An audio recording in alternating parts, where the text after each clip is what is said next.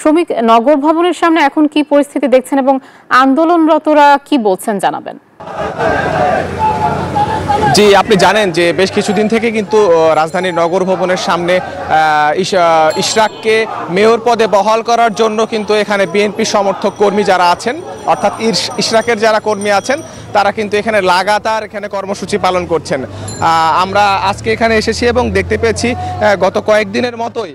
আজকে সকাল থেকেই কিন্তু দূর দূরান্ত থেকে এবং ঢাকার বিভিন্ন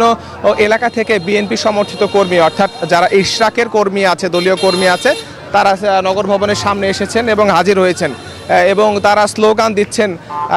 তারা এখানে বলছেন যে গতকাল ইশরাককে মেয়র পদে বহাল তবিয়তে রাখার বিপরীতে উপদেষ্টা আসিফের যে বক্তব্য, অর্থাৎ সামাজিক যোগাযোগ মাধ্যমে তিনি যে স্ট্যাটাস দিয়েছেন সেই স্ট্যাটাসকে নিয়ে কিন্তু তুমুল সমালোচনা করছেন এখানকার নেতাকর্মীরা এবং তারা বলছেন যে ইশরাককে বসানো যদি অবৈধ হয় তবে বিগত সরকারের আমলের যে রাষ্ট্রপতি, সেই রাষ্ট্রপতিকে এখনও বহাল তবিয়তে রাখাটাও অবৈধ কেন হবে না, এরকম প্রশ্নই কিন্তু তারা এখানে মূলত উঠাচ্ছেন এবং তারা বলছেন যে অতি দ্রুত অতি সত্বর যদি ইশরাককে এখানে নগর ভবনে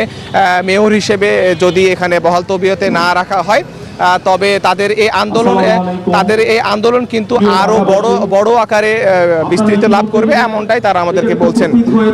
এবং এখানে আমরা এসে দেখতে পাচ্ছি যে আস্তে আস্তে কিন্তু এখানকার নগর ভবনের সামনে যে করা মঞ্চ, গাড়ি বেষ্টিত যে মঞ্চ, সেই মঞ্চে মানুষ আসছেন,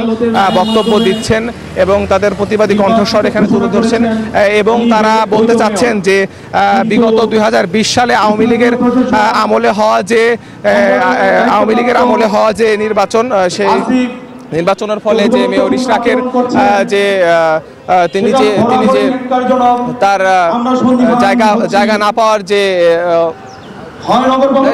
সেটা মূলত পূরণ করার দাবি তারা এখানে জানাচ্ছেন। তো নগর ভবনের সামনে থেকে এই ছিল আমার কাছে সর্বশেষ।